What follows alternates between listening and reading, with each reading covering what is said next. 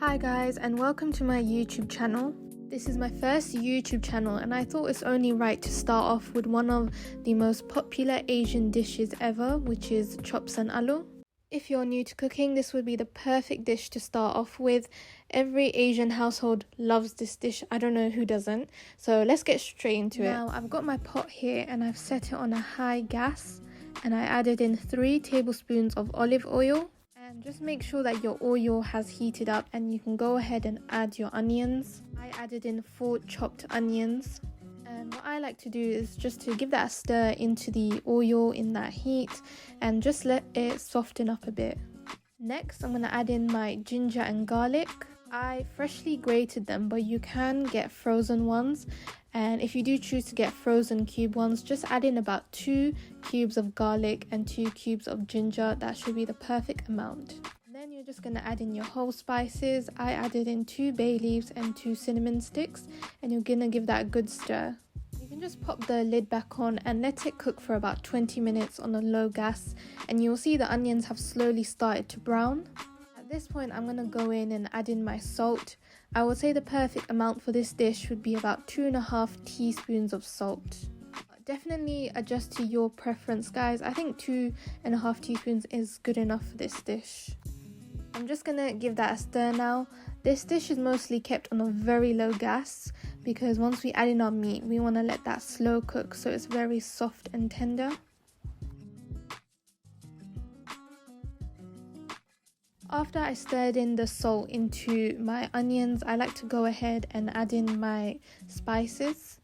So I added in 3 tablespoons of mixed curry powder. I like to be very generous with this amount as this is the main powder that makes up the curry. I'm then going to go ahead and add in 1/2 tablespoon of coriander powder. And then I'm going to add in about just 1/4 tablespoon of cumin powder. And then I'm just going to add a tiny bit of chili, and that is completely up to you guys and how spicy you would like this dish. And then you're just going to stir your spices into the onions. If you feel like it's looking a little bit dry, guys, you can add in a bit of water, but I didn't. I think the consistency was coming out how I wanted it to.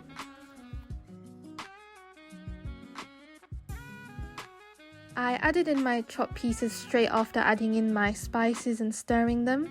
This was about 12 pieces of chops, I believe I used. I just gave the chops a mix into the curry paste, and as you can see I was struggling. There's so much in this pot at this point, so you just have to make sure you've got a good grip of everything and that everything's stirred in properly. I finally got there, guys, and I'm just gonna leave that to slow cook for at least 2 hours. You're probably thinking 2 hours is a very long time, but trust me on this, guys, your meat will come out so soft and tender right off the bone.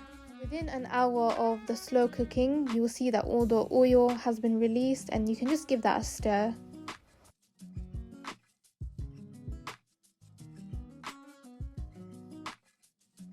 It's now been an hour and a half and I'm going to go ahead and add in my potatoes.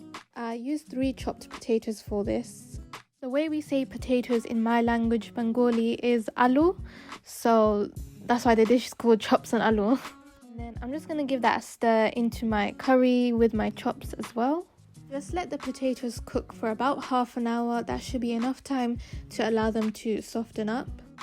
Once you have monitored the consistency of your potatoes and if they're soft or not, you can go ahead and add in some tomato puree.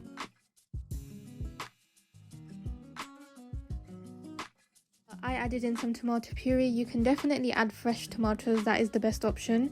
About 2 tomatoes is fine for this dish.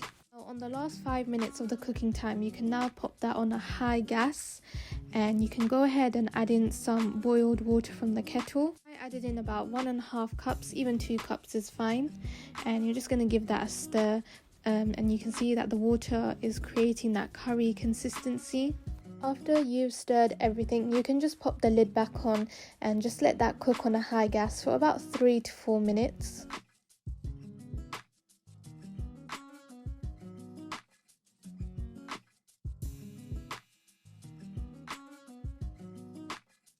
Last but not least, this is my favorite part. I garnish with some fresh coriander.